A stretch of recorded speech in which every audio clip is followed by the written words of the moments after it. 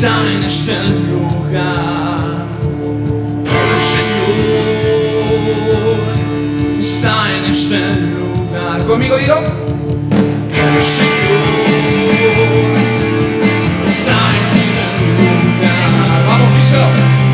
El Señor está en este lugar. ¿Para qué está aquí, digo? Para sanar, para curar, para mover toda cura de maldad, para sanar. Gloria a Dios. Vamos a terminar con esta etapa, esta serie que ha sido un tiempo de bendición. La paternidad en sus diferentes etapas. Yo no sé en qué etapa usted se sienta o en qué etapa usted se encuentre, pero vamos a terminar esta serie. Yo quiero que ponga mucha atención, que el Señor nos hablará en esta hora y que su Espíritu Santo se manifieste. Amén. Padre, gracias te damos en esta hora por tu palabra. Bendecimos la iglesia, Señor. Bendecimos la familia. Bendecimos, Señor, al propósito al cual nos ha llamado, que es ser hijos tuyos, Padre. Y el desempeño y la función que cada uno tenemos, que la hagamos siempre, Señor, con ese amor a tu palabra, a la conciencia a la cual nos habla tu Espíritu Santo y al verbo, Señor, que es tu palabra. Bendecimos la vida de cada uno de mis hermanos en esta hora y declaramos que este es un proceso de fortaleza, pero sobre todo, Señor, de aprendizaje.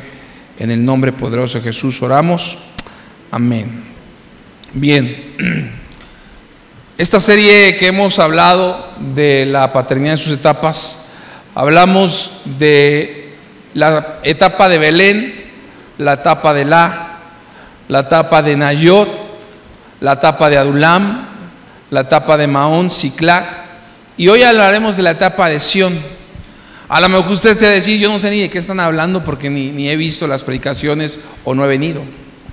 Pero las etapas de la paternidad de Dios, vimos cómo el Señor se ha manifestado, y hoy lo vamos a relacionar con una parábola que yo he escuchado, quizá de las predicaciones que más he escuchado es de San Juan 3:16 y la parábola del hijo pródigo. Y yo quiero que me acompañe, por favor, ahí, a Lucas 15, ¿verdad? Y lo vamos a leer todo y yo le voy a decir cómo esas 1, 2, 3, 4, 5, 6, estas 7 etapas se presentan en la vida de estos dos jóvenes, de la vida de la parábola del hijo pródigo. Lucas 15:11, la voy a leer y dice así. También dijo: un hombre tenía 2 hijos. El menor de ellos dijo a su padre: Padre, dame la parte de los bienes que me corresponde, y le repartió los bienes. No muchos días después, juntándolo todo, el hijo menor se fue lejos a una provincia apartada y ahí desperdició sus bienes viviendo perdidamente. Y cuando todo lo hubo malgastado, vino una gran hambre en aquella provincia y comenzó a faltarle. Y fue y se arrimó a uno de los ciudadanos de aquella tierra, el cual le envió a su hacienda para que apacentase cerdos. Y deseaba llenar su vientre de las algarrobas que comían los cerdos, pero nadie le daba. Y volviendo en sí dijo: ¿cuántos jornaleros en casa de mi padre tienen abundancia de pan y yo aquí perezco de hambre? Me levantaré e iré a mi padre y le diré: Padre, he pecado contra el cielo y contra ti. Ya no soy digno de ser llamado tu hijo. Hazme como a uno de tus jornaleros. Y levantándose, vino a su padre. Y cuando aún estaba lejos, lo vio su padre y fue movido a misericordia. Y corrió y se echó sobre su cuello y le besó. Y el hijo le dijo: Padre, he pecado contra el cielo y contra ti. Ya no soy digno de ser llamado tu hijo. Pero el padre dijo a sus siervos: sacad el mejor vestido y vestirle, y ponerle un anillo en su mano y calzado en sus pies, y traer el becerro gordo y matarle, y comamos y hagamos fiesta, porque este es mi hijo, muerto era y ha revivido, se había perdido y es hallado. Y comenzaron a regocijarse. Y su hijo mayor estaba en el campo, y cuando vio y llegó cerca de la casa, oyó la música y la danza. Y llamando a uno de los criados le preguntó: ¿qué era aquello? Él le dijo: tu hermano ha venido y tu padre ha hecho matar el becerro gordo por haberle recibido bueno y sano. Entonces se enojó y no quería entrar. Salió por tanto su padre y le rogaba que entrase. Mas él respondiendo dijo al padre: he aquí, tantos años te sirvo, no habiéndote desobedecido jamás, y nunca me has dado ni un cabrito para gozarme con mis amigos. Pero cuando viene tu hijo, que ha consumido tus bienes con rameras, has hecho matar para él el becerro gordo. Él entonces le dijo: hijo, tú siempre estás conmigo y todas mis cosas son tuyas. Mas era necesario hacer fiesta y regocijarnos, porque tu hermano era muerto y ha revivido, se había perdido y es hallado. Hemos escuchado esta parábola miles de veces, y yo quiero hablarle de todo lo que hemos visto durante este mes y cachito. Y justamente nosotros empezamos en la primera etapa, que se llama Belén. Belén significaba esa casa de pan, esa casa donde habitaban los dos hijos. En Lucas 15 dice la palabra que el padre tenía dos hijos. ¿Y qué había en esa casa? Dice la palabra, si usted lo lee ahí en el 11 y me lo puedes poner. Un hombre y el menor le dijo: padre, dame la parte de los bienes. Escúcheme bien, iglesia. En la casa del Padre Celestial siempre, niños, silencio. En la casa del Padre siempre hay bienes, pero no bienes de propiedad, sino bienes que generan reposo en los hijos. En esa casa hay bienes, lo dice el 12. Dice la palabra ahí en el 17, mire lo que dice: y volviendo en sí dijo: ¿cuántos jornaleros en casa de mi padre tienen abundancia de pan y yo aquí perezco de hambre? ¿Qué dijimos que significa Belén? Casa de pan. Y el hijo pródigo, cuando sale y lo pierde todo, dice: lo que más hay con mi papá, ¿de qué se acordó? Que había abundancia ¿de qué? De pan. ¿Cuándo extrañamos el pan? Cuando no lo tenemos, cuando empezamos a valorarlo. Pero escúcheme bien, nos desconectamos de Belén. Los dos jovencitos se centraban en Belén, en la casa de pan. Había bienes, abundancia de pan, y lo más importante, dice el 17, que no había hambre, porque él decía: yo estoy aquí padeciendo de hambre, pero él decidió irse. Dice en el 23 que en la casa del Padre, cuando tú llegas, ahí usted dice: habrá fiesta. En esa fiesta el Padre estaba celebrando la vida del Hijo. Cuando nosotros muéramos, allá arriba vamos a celebrar la vida eterna. Allá no vamos a celebrar muerte, ni lloro, ni separación, ni destrucción, ni nada.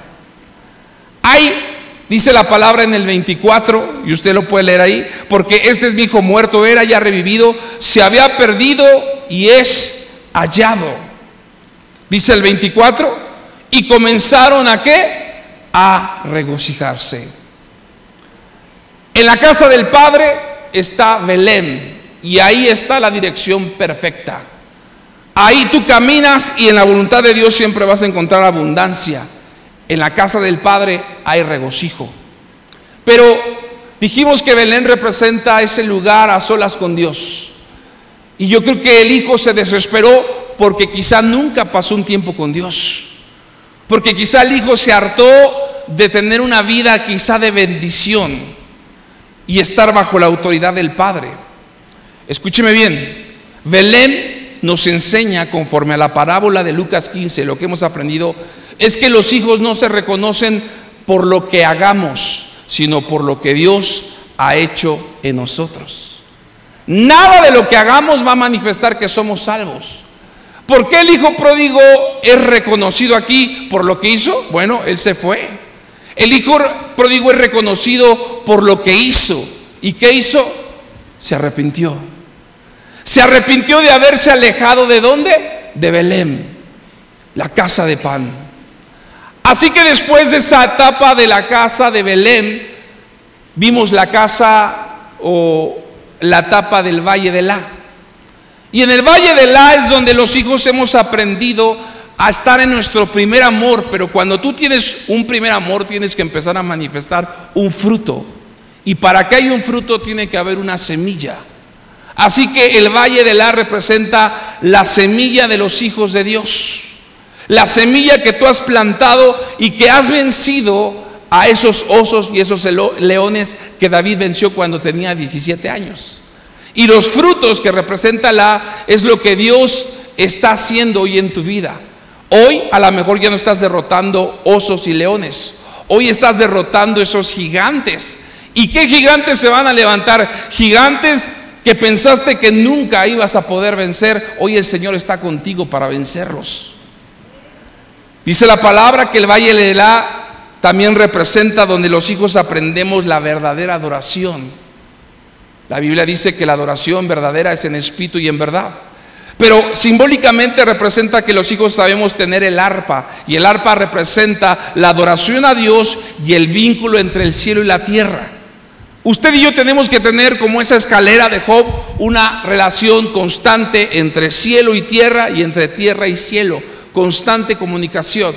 Hoy difícilmente la gente vive sin el celular. Bueno, así como usted puede salir a todos lados sin el celular, así usted tiene que salir a todos lados sin haber tenido primeramente una relación con Dios.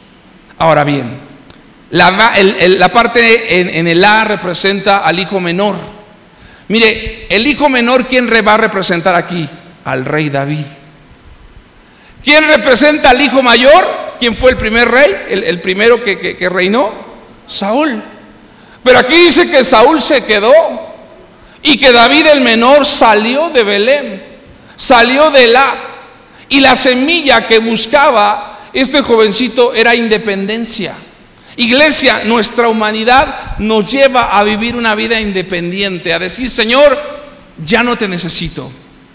Dice ahí en el versículo 19 y 20 que cuando él salió de la cobertura de Belén, dice: ya no soy digno de ser llamado tu hijo, hazme como a uno de tus jornaleros. Primero estaba él: ya no te necesito.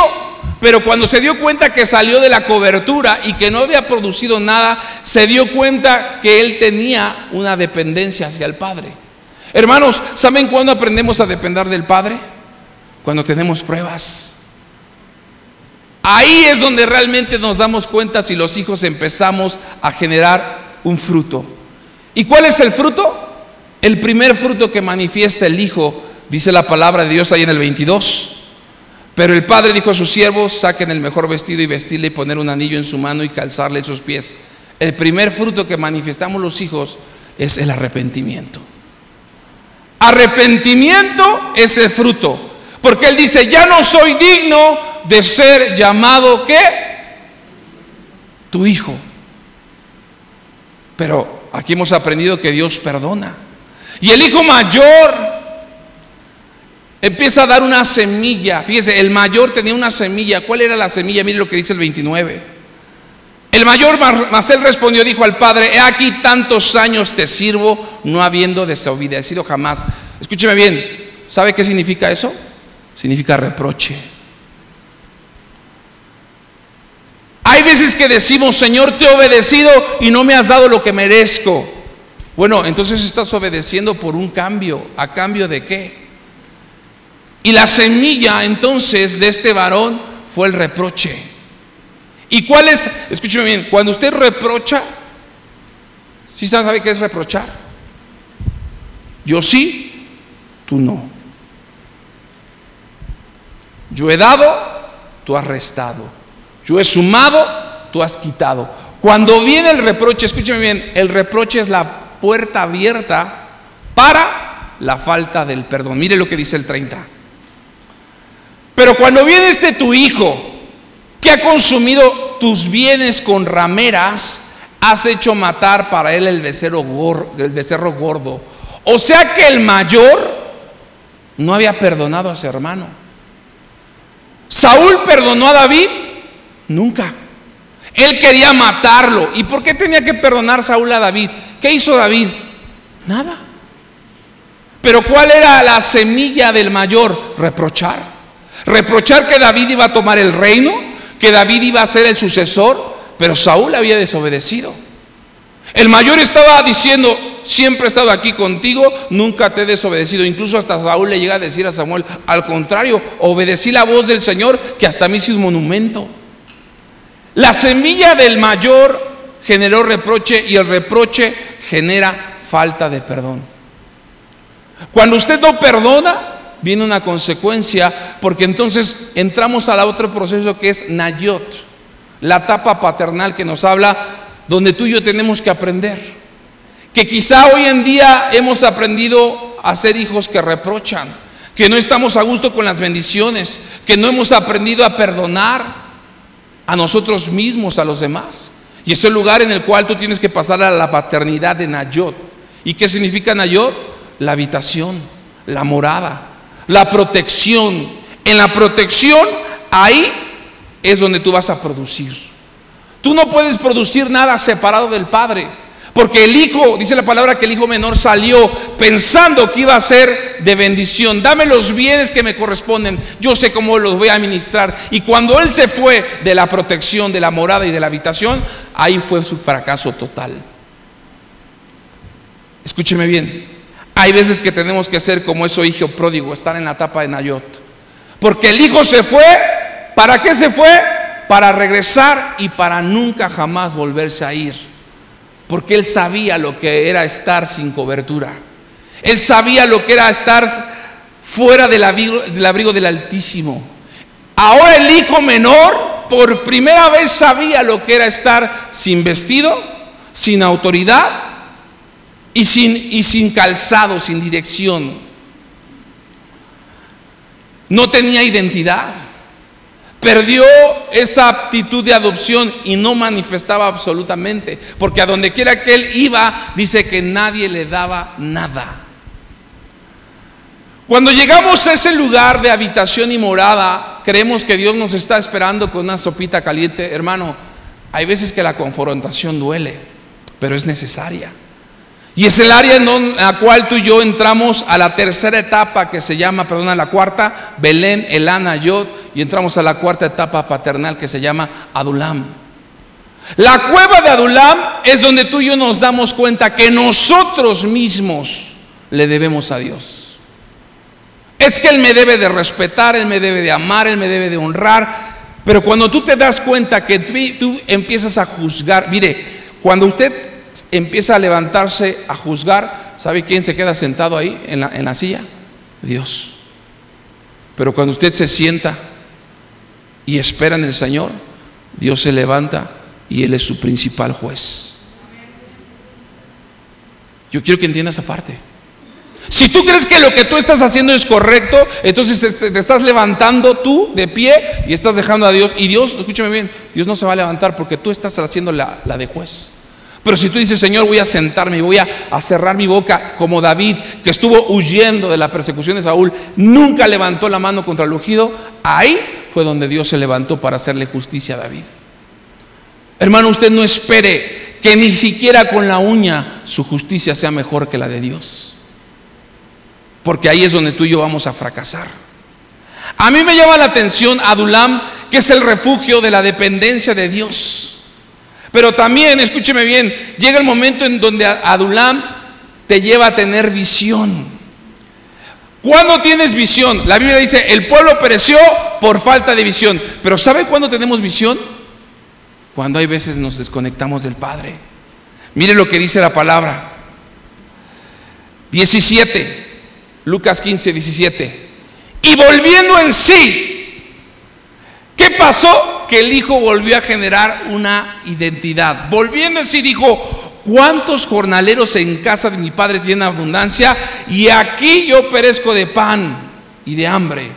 Me levantaré con visión e iré a mi padre y le diré: Padre, he pecado contra el cielo y contra ti. Ya no soy digno de ser llamado tu hijo. Hazme como a uno de tus jornaleros. Cuando llegamos a la etapa de Adulam, llegamos muy chipocludos, donde diciendo: Señor, vengo a que me hagas justicia. Y ahí es donde, cuando tú le dices a Dios que te haga justicia, ahí Dios te desarma. Y lo único que dices: Padre, si realmente examinaras mi corazón y me pusieras un espejo, ni siquiera sería yo digno de ser llamado tu hijo. Hazme como a uno de tus jornaleros. Hazme un siervo inútil, Padre, porque no he cumplido tu palabra como realmente tú me has dicho. Volviendo en sí, la visión viene cuando el pueblo se da cuenta que en sus propias fuerzas no puede hacer absolutamente nada. Tu visión. Y escúcheme bien, para que haya visión, aquí viene la parte que quizá a todos nos va a doler. La visión te va a hacer enojar. ¿Sabe por qué? Porque la visión te hace menguar a la carne para que Él crezca. Y menguar a la carne es decir, Señor, pero a mí no me parece justo. El Señor dice, entonces me siento para que tú te levantes. No.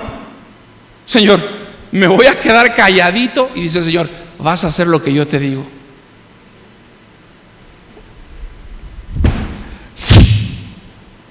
Dice el Señor, entonces no, cámbiame tu actitud. Es que mi carne dice que no es lo correcto. Bueno, el Padre entonces se va a volver a sentar para que tú hagas justicia. Cuando tú te serenas y te sientas y dices, creo que el primer error es que yo me salí de la cobertura del Padre. Dice la palabra que ahí en Aquis se enojó contra él mismo. ¿Cómo fue posible? ¿En qué momento se me ocurrió decirle, Padre, dame los bienes? Hermano, llegar a exigir. El que le exige a Dios termina exigiéndole a los demás. Es que tú debes, es que es tu obligación. Perdón, pero nosotros somos servidores de Dios. Jesús alababa al Padre y aunque Él le alabaran o no, Él servía. Dice la palabra en Marcos que Jesús ni siquiera pudo hacer milagros porque la gente no creía en Él. ¿Y sabe por qué no creían en Él? Porque no le honraban. Pastor, yo he recibido mucha deshonra. Gloria a Dios, Jesús fue el primero que también recibió deshonra y aún Él siguió sirviendo. ¿Y tú? Esa parte te hace enojar. Y dijimos que en Aquis, cuando tú te enojas está bien, airaos pero no pecáis. Pero el enojo te lleva a un cambio de manera de comportarse, y cuando tú te comportas diferente, ese pecado te puede hacer caer. Enojarte cuando estás en un lugar donde no debes de estar siempre va a generar una apariencia que tú no eres. Mire, aquí el hijo menor salió como el junior y regresó como el changoleón. Era el junior y terminó siendo un hombre desaliñado. Dice que cuando el padre lo vio le dijo, vestidle, porque incluso yo creo que hasta venía con las nachas de fuera, desnudo. Mire, la palabra Aquis es la palabra que cuando estás en lugar donde no debes de estar aparentas lo que no eres. Y escúcheme bien, el hijo mayor siempre estaba con el padre, pero aparentaba ser hijo, pero en su corazón había amargura, falta de perdón. El hijo mayor mostró su verdadera condición cuando el padre perdonó al menor. Es que no es justo. El hijo mayor fue motivo del corazón, sí, y trajo, fíjense, el hijo mayor terminó trayendo pecados del alma. Póngame atención, el hijo menor trajo pecados de la carne, porque estaba hasta con rameras. Pero el hijo mayor, el que pensábamos que era un santito, trajo pecados del alma. Y ahorita le voy a decir algo, los pecados del alma son peores que los de la carne. ¿Qué me estás diciendo, pastor? Que entonces le demos vuela a la hilacha. No, porque la carne también en un 2x3 se puede pudrir. Pero mire, de ahí nos vamos a la quinta habitación, a la quinta etapa, que es Mahón. Y eso representa la habitación y la residencia. Residencia es que tú ya te quedas a vivir ahí. Hermanos, hemos estado en una morada, en una protección, pero ¿sabe cuándo realmente extrañamos la presencia de Dios? Cuando la dejamos de tener. Yo quiero que usted ponga atención, porque en Mahón te vas a encontrar dos personajes: la iglesia y el mundo. ¿Quién era la iglesia? ¿Se acuerda? Abigail ¿Qué dijimos que significa Abigail? Abigail significa alegría de mi padre. ¿Qué trajo el hijo menor al padre? Alegría. ¿Por qué? Porque se arrepintió. ¿Sí me estás siguiendo? ¿Cuál es la alegría más grande que traemos al Padre? Convertir a muchos y que tú no te salves. No. ¿De qué sirve que todos se vayan al cielo y tú pierdas tu alma? La alegría más grande del Padre es que haya arrepentimiento de tus acciones. Olvídate de los demás. ¿Cómo te estás comportando hoy delante de Dios? Porque esta parte la representa muy bien el hijo menor, la iglesia, Abigail. Cuando usted viene a la casa de Dios es porque cuando viene aquí le trae alegría al Padre. Dice, mis hijos vinieron a que los confronte. Mis hijos vinieron a reconocer sus pecados. Usted no viene a la iglesia. Es más, ni siquiera cuando íbamos a la otra iglesia, usted iba con el sacerdote y confesaba pecados. Sus pecados. Ave María Purísima, sin pecado. Dime tus pecados. No, yo vengo a decirle los de mi vecina. ¿Qué tú vas a pagar por los de la vecina? No. Cuando usted iba con el Padre, usted confesaba sus pecados. Pero venimos a la iglesia pensando que el Padre va a tener esa manipulación, ese chantaje. Escúcheme bien, a Dios no se puede manipular. Dios es soberano y Él hace como Él quiere. Entonces Maón representa a la iglesia Abigail, pero dice la palabra que también David agarró a Ahinoam. ¿Y sabe qué significa Ahinoam? Hermano de lo agradable. O sea, sí quiero la iglesia, pero también quiero acá parte del mundo, lo que me agrada, lo que me cuesta trabajo dejar, lo que mi carne se deleita. ¿Y sabe qué es lo más triste? Que en la carne vas a producir a este varón llamado Amnón, el primer violador que nació de David, el que violó a Tamar. Mire, cuando usted empieza a concebir del mundo, viola la voluntad de Dios. No, es que Dios sabe que ahorita nada más tantito estoy pecando, pero me voy a arrepentir. Mira, en esa violación estás transgrediendo la gracia. Y la gracia es ese regalo que, aunque usted no se mereció, Dios le dio. Usted está violando. Y en esa violación, en lo que usted produce Amón, representa una causa como el hijo mayor. Aquí termina la historia del hijo pródigo, no con la parte buena del mayor, sino viendo la condición del mayor. Porque el menor se arrepintió. Sí, Dios le dio una rastriza en la carne, pero se arrepintió. Pero el mayor, mire, calladito, cuando fue confrontado, sacó todo lo que traía ahí en el corazón. Me voy a la sexta y penúltima de la que vimos. Hay veces que en esa situación, si tú no decides cambiar, llega el momento en el cual, en lugar de consultarle a Dios, porque David durante un proceso de casi 32 años le consultó a Dius. Señor, iré, Señor, haré.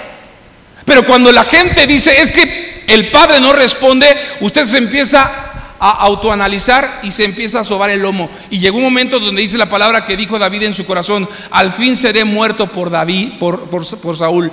Nada por tanto me quedará que irme a la tierra de los filisteos. David dijo en su corazón. Eso es lo peor que puede pasar, porque para entrar a Siclag es empezar a generar una autoexploración. Pero escúchame bien, en tu autoexploración vas a traer consolación. Pobre de mí, nadie me quiere, todos me odian, mejor me como un gusanito. La autoexploración es un peligro, porque te lleva a las puertas de Siclag. Y en Siclag dijimos que la palabra Siclag es serpendiente. En Siclag está la puerta a Satanás. Y Satanás te va a disfrazar las bendiciones de Dios. ¿Qué dijimos que significa Siclag? La imitación y la voluntad falsa del llamado de los hijos de Dios. Ahí llegó David y dijo: me voy a ir con los filisteos. Y el rey de los filisteos le dijo: venga, chepaca, aquí lo voy a hacer rey de aquí, de este poblado. Y dice la palabra que entonces David ya no lo persiguió más. Y vino Saúl a la nueva de que David había huido a Gat y no lo buscó más. ¿Sabe por qué? Porque si el Señor me lo permite, cuando yo regrese a predicar a la iglesia va Padre, no me estoy despidiendo, vamos a aprender a que Dios ama a los pacificadores, no los que buscan la paz. El pacificador busca aleación, busca restauración, busca ayuda, el pacificador. Pero el que busca la paz se evita problemas. El que busca la paz no discute. El que busca la paz hace lo que el otro diga. El que busca la paz, su carne está en paz. Dios nos llamó a ser pacificadores, no a buscar la paz. Él da paz a los hombres, pero tú tienes que ser pacificador. La blanda respuesta aplaca la ira. Tiene que haber una respuesta. Pero en la carne es difícil, pastor. Entonces yo quiero que usted entienda que Ciclac es esa imitación donde no es la voluntad de Dios, y muchos han estado en ese lugar pensando que Dios los ha bendecido porque hay abundancia. Ahí es donde el enemigo en Ciclac te deja de perseguir, porque ese lugar es la casa del chanclas. Dice que el hijo pródigo se fue y se apartó a un lugar donde nadie lo conocía, y ahí gastó todos los bienes, incluso hasta lo sabemos por chisme del hermano mayor, con rameras. ¿Está escuchando esa parte? Hay gente que vive de los demás. Es que si yo no escucho a mi vecina, si yo no veo que hace algo mal, como que me hace falta vivorearme a alguien, me falta un ciclazo. Las pruebas te dejan de perseguir cuando estás en Ciclac. Las aflicciones, las luchas, los conflictos. Todo el mundo quiere estar en Ciclac, porque en Ciclac ahí ya no hay pruebas, no hay aflicción, no hay luchas. Escúcheme, ahí dejamos de ser hijos. Es más, en Ciclac hay prosperidad. Hay prosperidad falsa, porque dice la palabra que ahí David prosperó, pero no consultó a Dios. Porque en Ciclac es lo que tú piensas y crees. Es más, hay registros que en Ciclac David nunca escribe ni un salmo. Ahora, en los hijos, escúcheme bien, en Ciclac los hijos, a mí me impacta esta parte porque empieza la palabra ahí a juntar. Vamos a hacer una suma, juntar todo. Dice que el padre le repartió, pero él todavía se esperó a juntar todo. A ver, voy a juntar todo. Hermanos, cuando hay un problema, espérame, vamos a tener un problema tú y yo con mis hijos conmigo, yo con mi esposa conmigo, yo con mi patrón conmigo, pero antes de que nos echemos un round, espérame tantito, voy como el hijo pródigo. Dice que le repartió y todavía se esperó unos días para juntar todo. A ver, todo lo que me has hecho, todo lo que me hiciste. Se puso a juntar todo. Cuando usted junta todo, mire lo que dice ahí, y de verdad no se lo estoy choreando. Ahí en Lucas 15, ¿me lo puedes poner ahí? 13, Lucas 15, 13. No muchos días después del que el padre le reparte, dice ahí que no muchos días después, juntando todo, el hijo menor se fue lejos a una provincia apartada y allí desperdició sus bienes viviendo perdidamente. Juntó todo, ¿para qué? Para apartarse. Iglesia, ponga atención. El que junta todo para desembuchar se aparta de Dios. Wow. Pero tengo que decirle lo que me enoja. Ve con Dios. ¿Quién lo va a cambiar? ¿Tú? Tengo 30 años y este no cambia. Entonces, ve con Dios. Abigail, ¿cuánto le tocó que Nabal cambiara? ¿Cambió Nabal? No. ¿Abigail fue bendecida? Sí. Yo quiero que usted entienda esa parte. A mí, yo quiero que ponga atención, porque esto es muy importante. Juntó todo, y el juntar todo te lleva a apartarte de Dios. No, padre, aquí tengo la lista, dice el Señor. Así como yo soy, como tú eres mi hija, Él también es mi hijo. Y lo que tú me digas de Él me duele como lo que Él me diga de ti. Hermanos, es que venimos a echarle la culpa al otro y a ver a Dios como juez, pero recuerde que tanto es padre de usted como de aquel que ama. A mí me llama la atención porque se apartó. Y el que se aparta, escúcheme bien, ahí lo dice adelantito, desperdicia. Puede leerlo. Hermano, no venimos aquí a desperdiciar los bienes del Padre. Eso fue lo que hizo el Hijo, desperdiciar lo que no le había costado. Yo le pregunto a usted, ¿cuánto le costó la redención? ¿Cuánto le costó el sacrificio? No, pues yo no lo hice. Bueno, usted lo está desperdiciando cuando no hace la voluntad de Dios, cuando no honra a sus padres. ¿Hola? ¿Me está siguiendo, iglesia? Eso está tremendo, porque entonces el desperdicio te lleva a vivir. ¿Cómo vivió el Hijo? Perdidamente. Los hijos creen que están bajo la voluntad de Dios, pero están viviendo perdido. Porque juntaron todo, eso los hizo que se apartaran, desperdiciaron lo que no era de ellos, vivieron perdidamente, y el que vive perdidamente ya no está en Belén, y el que no está en casa de pan, ¿qué tiene? Hambre. Mire, el hambre es canija, pero hay veces que el hambre es canija, pero la mente es más fuerte. Hay gente que dice, ya no tengo la necesidad de comer porque tu mente ya dominó la panza. Y eso causa enfermedades. Tuvo hambre. Y en el hambre, ¿sabe qué representa el hambre? La falta de Belén, la falta de pan. Si usted pone la suma, juntar todo, apartarte, desperdiciar perdidamente, hambre y falta, el resultado de esta suma, ¿sabe cómo significa? Se llama pecado. ¿Cómo se llama? Pecado. Pero ¿sabe qué causó en el Hijo? En el Hijo, eso de juntar todo, apartarse, desperdiciar. En el Hijo, en la carne, iglesia, produce placer. En la carne produce ego, yo. En la carne produce un bienestar. En la carne genera tu propiedad, lo que yo sé. En la carne genera independencia.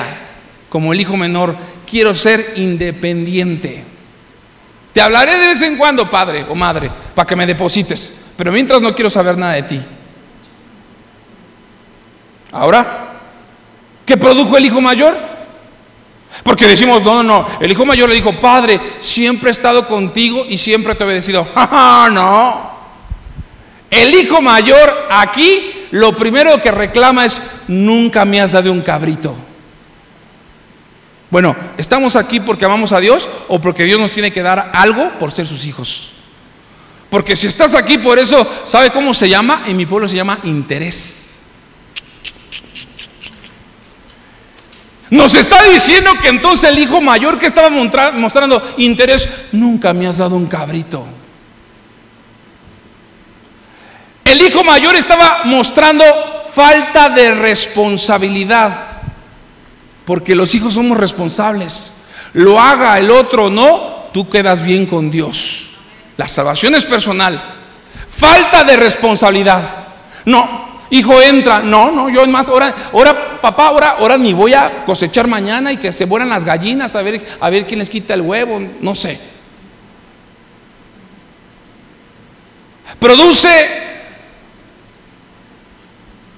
El hijo produjo reproche. Empezó a reprochar. Yo siempre he estado contigo, nunca me has dado nada. ¿Y sabe qué es lo más triste de esa suma del hijo mayor? Produce fariseísmo. El fariseísmo son los falsos maestros que juzgan a todos menos a ellos. Aquí yo soy el perfecto. Es más, apedréenlo, hermanos, al pecador, hijo de la perversa. ¿Sabe qué produce esto? La suma de todo eso, ¿sabe qué produce? Sin salvación. Analice, pónganse a pensar. La suma del menor produjo ¿qué? Pecado. La suma del otro, ¿qué produjo? Sin salvación. Bueno, el pecado, Dios lo redime. Pero el que no es salvo, ni siquiera aceptó el perdón de Dios. Ouch. Wow. Mire, yo he leído miles de veces esta historia y digo, perdón, a ver, pero entonces, ¿quién es el hijo pródigo? Es que no entiendo. A ver, aquí, ¿cómo está? Yo me ponía aquí a analizar y decía, a ver, el hijo menor, el hijo pródigo del cual hablamos aquí, cuando regresó de la casa, el que se había quedado, que era el mayor, era más pecador que el que se había ido. Porque el menor regresó, ¿cómo regresó? Arrepentido. Y el que se arrepiente obtiene el perdón. Y el que tiene el perdón, ¿qué tiene? La salvación. Pero el hijo mayor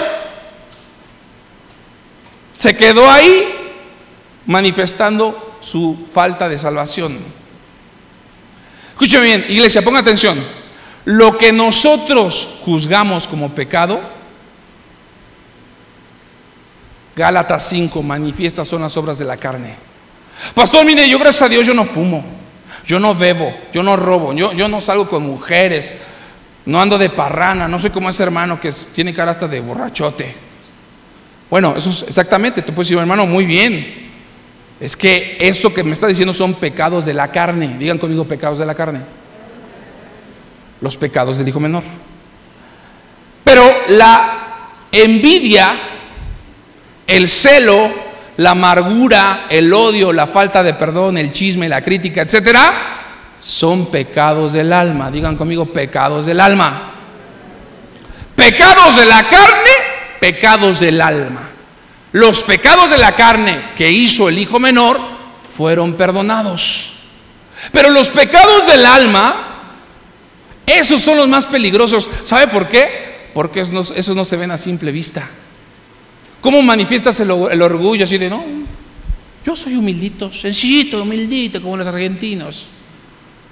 Hasta que realmente ya se calentó, manifiestas. Este tipo de pecados no se ven a simple vista. Por eso es que Dios siempre está juzgando. Escúcheme bien, ¿sabes lo que realmente juzga Dios?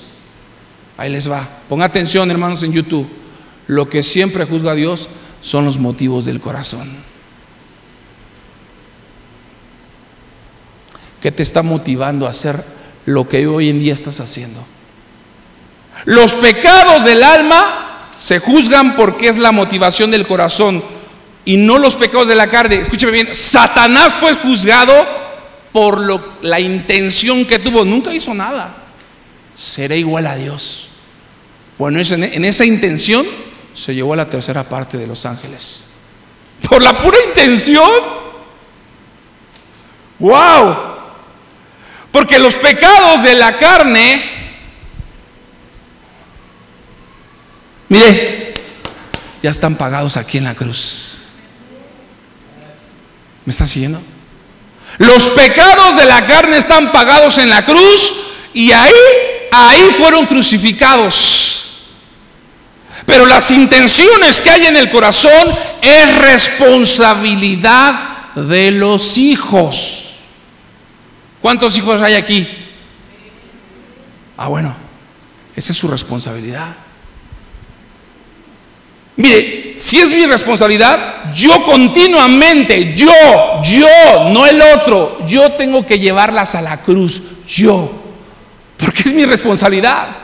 Porque el mayor está perdiendo la salvación, el otro hicimos la suma y era pecado, pero el pecado fue crucificado.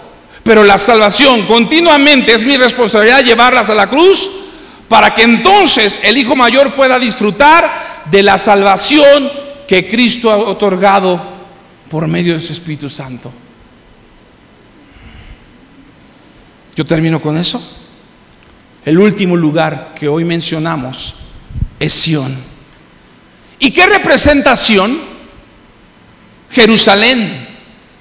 La palabra Sión tiene dos significados en hebreo y en arameo. En hebreo significa sólido, fortaleza. ¿Sabe para qué está en Adulam? ¿Sabe para qué está en Siclac? ¿Sabe para qué está en Nayot? ¿Sabe por qué inició en Belén? Porque los hijos tienen que alcanzar un nivel de madurez para no ser niños fluctuantes llevados por doctrinas. Entonces Sión es el lugar donde ahí somos fortalecidos. La palabra Sión en arameo significa puros de corazón. Bienaventurados los limpios de corazón, porque ellos verán a Dios. Pero la Biblia dice: no hay justo ni aún uno. No, es que tu justicia no va a hacer que veas a Dios. Es que la gracia que Dios te ha dado es la que te permite hoy ser puro de corazón. O sea, tener un corazón sólido, que puedan venir pruebas, luchas, pero tú estás fortalecido en Dios. Y en Sión, escúcheme bien, en Sión se cumple tu llamado como hijo. Ahí es donde llegó David a reinar, no para un poblado de filisteos. Reinó durante más de 40 años David. En Sión Dios te convence de pecado. El Espíritu Santo es la primera función. Si tú pecas y no sientes nada, déjame decirte que el Espíritu Santo no está obrando en ti. Pero dices: chin, me merezco el infierno, merezco eso y más, ya no soy digno de ser llamado su hijo, hazme como uno de sus jornaleros. Hermano, quiero decirte que estás bien, porque el Espíritu Santo te está convenciendo. Y cuando hay un convencimiento, lo primero que viene a esa persona, ¿sabe qué hay? Quebrantamiento. Se quiebra uno. Y entonces dice uno: ¿sabes qué? Perdóname. No, pero es que tú. Sí, la regué. Pero si nos quitamos el disco y metemos el otro, no, hombre, nos aventamos un round como entre Pacquiao y Márquez. ¿Y sabe cómo terminan esos rounds? Donde uno de los dos va a ser tirado. No hay victoria para dos. Hermanos, yo quiero que usted entienda esta parte. Yo quiero terminar con esto. El hijo mayor traía envidia, celo, chisme, que andaba de chismoso. ¿Y dónde anda mi hermano? No sé, te doy una lana. Vete a ver ahora cuánto se gastó en 3 mujeres, en 5. Y luego que te pagaba para ver cuánto se gastaba en las otras, y ni siquiera las disfrutaba, ¿no? Era un rey, era un hijo muy alegre, ¿no? ¿Sí me está siguiendo, iglesia? Mire, yo quiero que usted se ponga de pie, por favor. David Galvez, ¿me puedes apoyar aquí?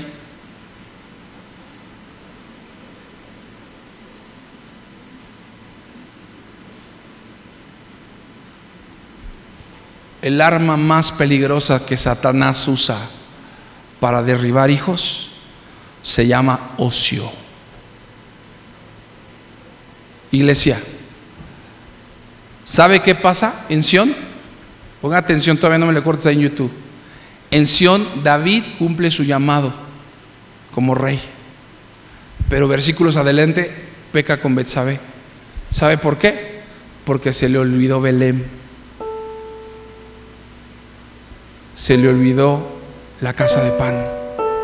Se le olvidó de dónde Dios lo había sacado. Muchos podemos estar en Sión. Muchos hemos visto quizá que el llamado se ha cumplido, pero hemos olvidado la casa de pan. Hemos olvidado estar a solas con Dios. Hemos olvidado estar bajo la autoridad de Dios. En Sión te encuentras con el quebrantamiento. Es un proceso necesario para los hijos. En Sión tienes 2 opciones: o terminar de ocio y estar viendo a las mujeres que se bañan afuera, o reconocer que te has alejado de Dios. La diferencia entre el hijo mayor, Saúl, y el hijo menor, David, es que Saúl quería que se le reconociera delante de los demás. Le dijo: Samuel, pequé, pero pues ya vamos a... Y David reconoció y dijo: he pecado, pero lo único que pido es que su presencia de Dios no sea parte de mí. Eso es lo que verdaderamente un hijo reconoce delante de Dios: que tu presencia no sea parte de mí, Señor.